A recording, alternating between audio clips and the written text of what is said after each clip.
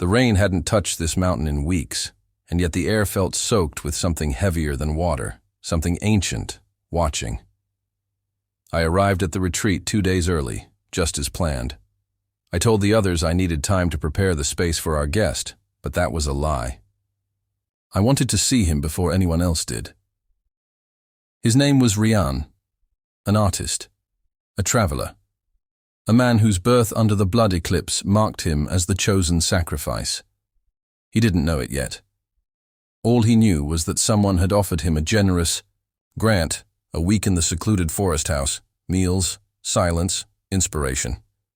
He believed I was just the coordinator, a quiet man with a clipboard and a neutral smile. But I'd spent years preparing for him. When I saw him step out of the car, carrying nothing but a paint-stained satchel, I hesitated. He didn't look divine. He looked human. Tired eyes, unshaven jaw, a scar just above his brow. But something about the way he scanned the trees, as if he was listening for something they might say, unnerved me. He wasn't what I expected. I walked him through the space, showed him the loft where he'd sleep, the studio with high windows. He asked polite questions, his voice softer than I anticipated. He smiled once, at nothing, while looking at a crack in the wall. "Do you believe places remember pain?" he asked. I told him I didn't know. We ate dinner in silence. He was calm, composed, a little too observant. I could feel his eyes on me when I wasn't looking. I reminded myself of the plan. 3 nights, and then the ritual. No deviation. No emotion. But my thoughts kept drifting. What had I expected him to be? Grateful, oblivious, scared? He was none of those things. Just present.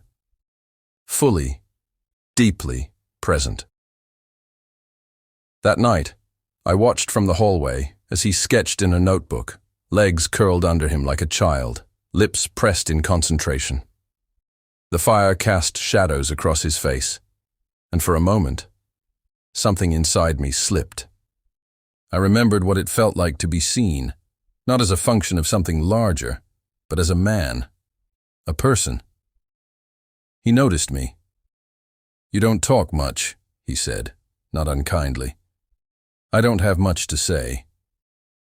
"I don't believe that." I turned away before I could answer. I couldn't let this happen. Ritual demanded silence, distance, obedience. Yet my chest was already betraying me with something unfamiliar, ache. I lay awake until dawn, thinking of his question. Do places remember pain? Maybe. But I was starting to wonder if people did too. Maybe some of us carried it in silence, waiting for someone who might see it. In 3 days, I was supposed to kill him, but he had already begun to undo me. The second day unfolded like a dream I wasn't meant to enter. Riyan's presence filled the house, not with noise, but with quiet energy. He moved through the space like he belonged to it, his fingers brushing along walls, eyes catching light in strange places, as though he saw something beneath the surface of things. He painted in long stretches, stopping only to hum forgotten melodies under his breath. I watched him from the doorway, invisible in my own home. Midday, a storm rolled in. Thunder cracked like a warning. The power flickered, then vanished. Riyan didn't flinch. He looked at the windows and said, "Feels like the mountain is holding its breath." We took shelter in the lower cabin, old, creaking, safe from the rain. Inside, the fire refused to catch, so we sat in the dim with only a lantern between us. He offered me a flask. I refused. He drank anyway, his gaze steady on mine. "Do you believe in fate?"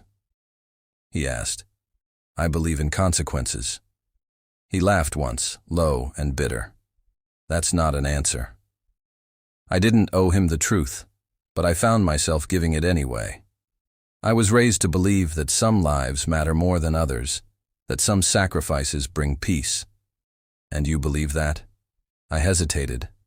The storm rattled the windows. I used to. Riyan leaned forward, elbows on his knees, his voice softer now. You look like a man who's never chosen anything for himself. That stung more than I expected.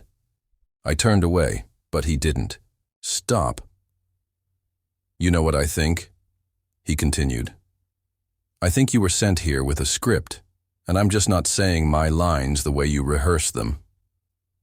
I stared at him, the lantern glow turning his face to amber and shadow. I wanted to deny it, to push him away, to restore the walls I was supposed to keep. But then he reached for my hand. His fingers were warm, real, steady. I should have pulled away. Instead, I let the moment stretch. We sat like that, wordless, two men on opposite sides of something ancient and cruel. The storm howled, but the silence between us was louder. When we finally moved, it was as if the air itself had changed. He leaned in, not rushed, not unsure. Our lips met like a secret neither of us wanted to say aloud. No urgency, just ache. And then it was over. He looked at me, not with triumph, not with expectation, just quiet understanding. I'm not afraid of dying, he whispered, but I am afraid of dying without being truly known. That night, I lay awake with his words tangled in my chest. I had crossed a line I could never uncross, and somewhere deep in the forest, the Brotherhood would soon arrive. The moon hung low and red above the forest, bloated, watching, almost complicit. The Brotherhood had arrived before dusk, silent as shadows. Their faces were hidden beneath ash-dyed hoods, and none of them spoke to me. They didn't need to. I had one task, one final act. Riyan stood in the center of the stone circle, arms bound behind him, knees pressed into the cold dirt. He wasn't struggling. He wasn't even angry. He stared at the fire, then at me, as if this were a play he'd read before, as if the ending didn't surprise him. I walked to him slowly, dressed in ceremonial black, the blade resting heavy in my hand. My heart pounded so hard it felt like my ribs might snap. The chanting began, low, rhythmic, old as time. The words wrapped around me, choking reason. This was my duty, my inheritance. Still, I hesitated. Riyan tilted his head, a faint smile playing on his lips. You don't have to pretend anymore, he said, his voice barely above the hum of the fire. I've known since the second night. I froze. You watched me like a man trying to memorize a ghost, he said. I thought maybe it was guilt, but it was something else, wasn't it? I said nothing. I couldn't. The blade trembled in my grip. You came here to end me, he continued. But you never expected me to see you. His words hit harder than any blow could, because they were true. The high priest stepped forward and nodded. It was time. I raised the blade. Riyan didn't flinch. If you're going to kill me, do it for your own soul, not theirs. Something shattered inside me. Maybe it was belief. Maybe it was obedience. Maybe it was the last piece of myself I'd kept hidden from even me. The blade clattered to the ground. Gasps rippled through the circle. The chant faltered. The high priest shouted, but I wasn't listening anymore. I dropped to my knees and cut Riyan's bindings loose. His wrists were raw. He didn't say a word, just looked at me with something that might have been grief or grace. Then we ran. Through the dark trees, past stones older than language, through wind and firelight, and the sound of betrayal behind us. The forest closed in, angry at our defiance, but we didn't stop. Somewhere near the river we collapsed. Our breaths came in ragged bursts. He turned to me, rain dripping down his face. You threw away everything, he said. No, I answered. I just finally chose something. He reached for my hand again. This time, I didn't hesitate. We had no plan, no future.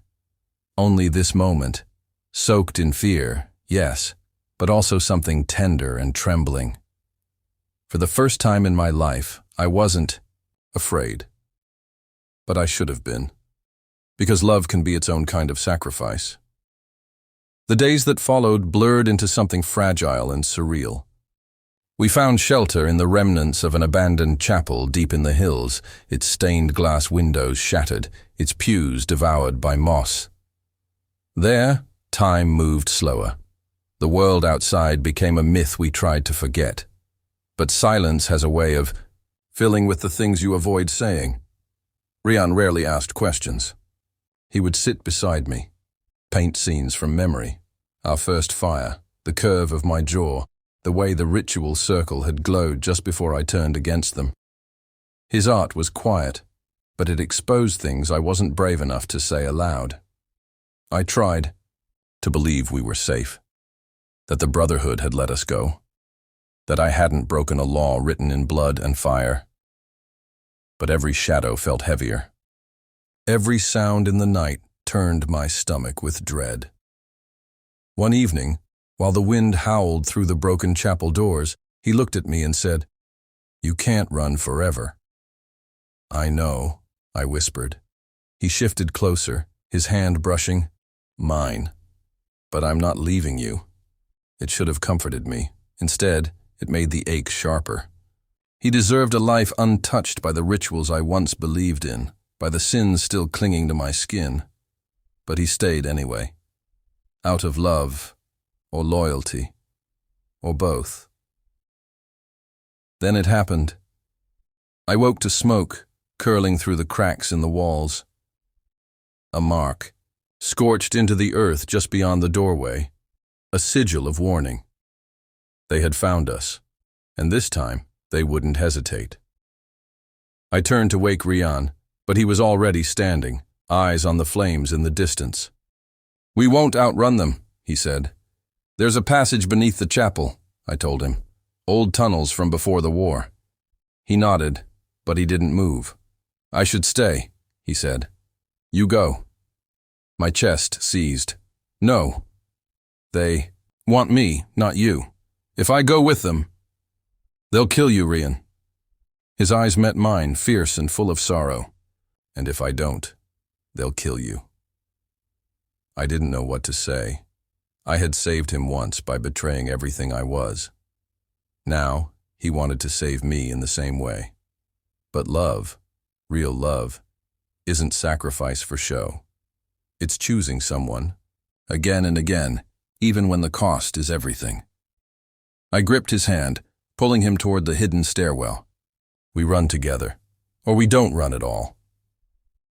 We vanished into the darkness as the flames swallowed the only shelter we had left. Behind us, chants rose like ghosts, but ahead, only silence. We didn't know where the tunnels led. We didn't know what waited beyond them. But as his fingers tightened around mine, I understood. He was never meant to be the sacrifice. I was, and I had chosen him anyway.